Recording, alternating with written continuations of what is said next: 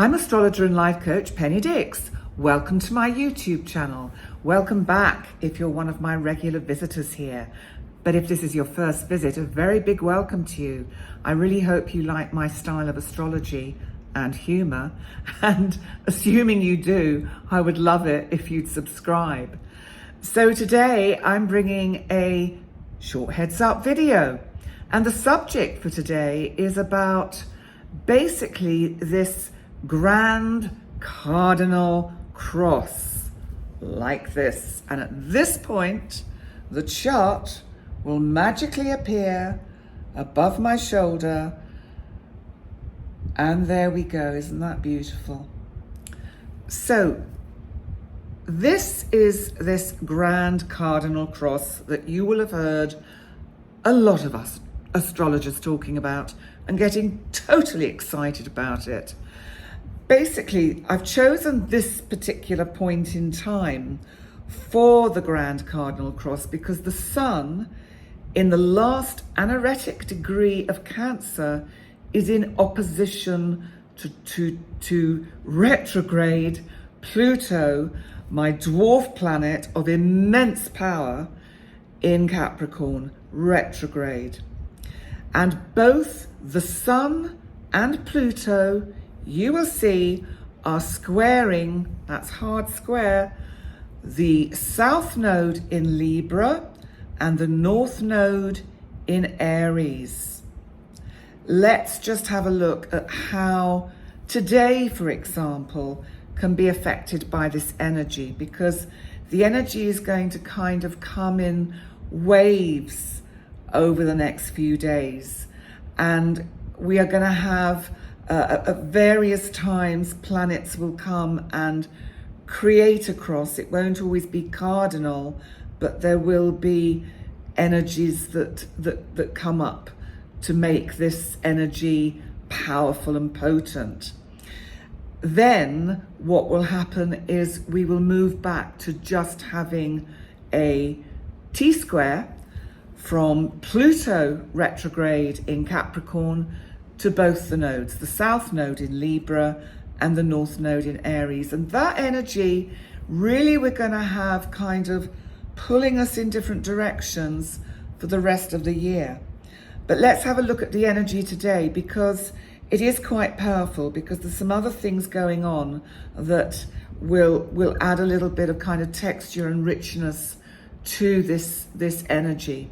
First of all, let's look at what Pluto in Capricorn is about, because Capricorn, as you know, is about tradition. It's about the old ways of doing things, institutions, government, the kind of hierarchy of society, the kind of hierarchy of society that probably isn't really serving any of us for the good anymore. And it has to change.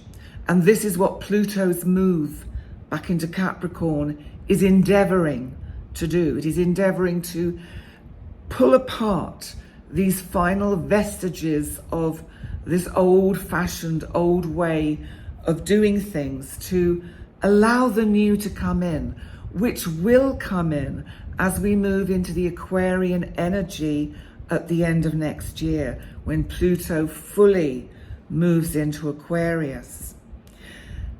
So in the event chart, as you'll see, Pluto is in the 12th house. So Pluto is really wanting to break out. Pluto has had enough. The actual event chart has fixed energy on the ascendant, on the IC, the descendant, and the MC. That's where you see Scorpio. So you've got Aquarius on the ascendant, Taurus at the bottom on the IC, Leo on the descendant, and Scorpio on that midheaven. This is really, really kind of trying to keep everything together. And this is a little bit like we're seeing in various governments and situations, crisis points around the world. The old ways, they're trying to keep it together. It's a bit like a marriage or a relationship that really needs to end, and where both of you are struggling and making the kind of going through the motions and trying to appease each other and trying to keep this crumbling wreck of a relationship together. And how will this pan out for relationships? Well, you know, I would go so far as to say, especially because Venus is going retrograde on the 23rd, so just the day after this event, that relationships that are not really working will probably not last the period of time that Venus is retrograde. But if we look at the 7th house of this chart, we've got Lilith, Venus, and Mercury. You've got Lilith and Venus conjunct.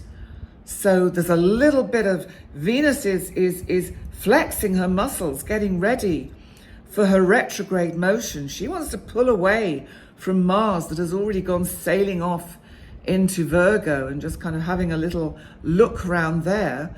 Mercury in Leo is bringing up some quite valid points and chattering away. Mercury is interestingly trining Chiron, our wounded healer, in Aries. Chiron as well goes retrograde on the 23rd until the end of the year. So we're moving into a period, as often happens at this time of year, when a lot of the main kind of players on our cosmic stage go retrograde. So Mercury trining Chiron, I think tough but healing talk, tough love is around today. Let's think of the energy of this cardinal cross, because it's like we're being pulled every which way. We're being pulled that way, this way. Everyone wants a bit of us for some reason or something. And that is the energy we are going to really be feeling. We're going to be asked, and it's like people are going to be asking us to make our minds up about certain things. And we're just saying, I'm not ready yet. But it's almost like, well, you're just going to have to make a decision or I'll make it for you. It's that kind of insistent, urgent energy. So if you don't want something to be taken out of your hands, then this really is the energy for you to step up, especially if you're a fixed sign or mutable and not used to kind of going with this cardinal directional energy, and actually make a decision. So it's forcing us, pushing us to make decisions about certain things in life. It's almost like this is a trigger point, a point in time to take us off in a different direction. But you know what? You have to trust that the cosmos has your back. The divine has your back. If you are being, if you are being pushed to make a decision, then go with that first thought. Go with the intuitive thought, because that will be the right one. There's no time now for, hanging around and kind of procrastinating. It's about doing it and doing it now. So that is what this energy is about. So remember, the divine has your back. The divine is on your team, so is the cosmos. Even if sometimes it feels very lonely out there and as if you are on your own with all of this difficult, challenging energy. So, as I said, this is a point in time today. Also, we have Uranus, my big outer boy Uranus, our planet of the unexpected, actually trining the moon in Virgo. So there are some interesting surprises that could actually help you make those right decisions. So the moon, remember, is about mother and nurturing and about feeling and intuition. Uranus is about waking you up. Whatever tries to wake you up today, let it in. Please let it in, because it's what's meant to come in, to take you forward towards your new destiny. that North Node in Aries is inclining you towards. So on that note, thank you so much for joining me for this shortish heads up video. Please remember to like, comment and subscribe. The chart now is going to pixelate into nothingness and disappear. Or at least that's the general plan, as long as I remember to tell Jerry that that's what I want to happen at that point. Oh. So, yes, please remember to like, comment and subscribe. Remember to subscribe to my website.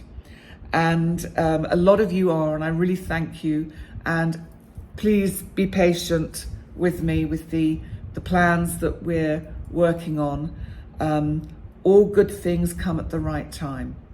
And I'm not going to put anything out there that I don't feel is absolutely up to scratch. On that note, thanks for coming. See you next time. Bye for now.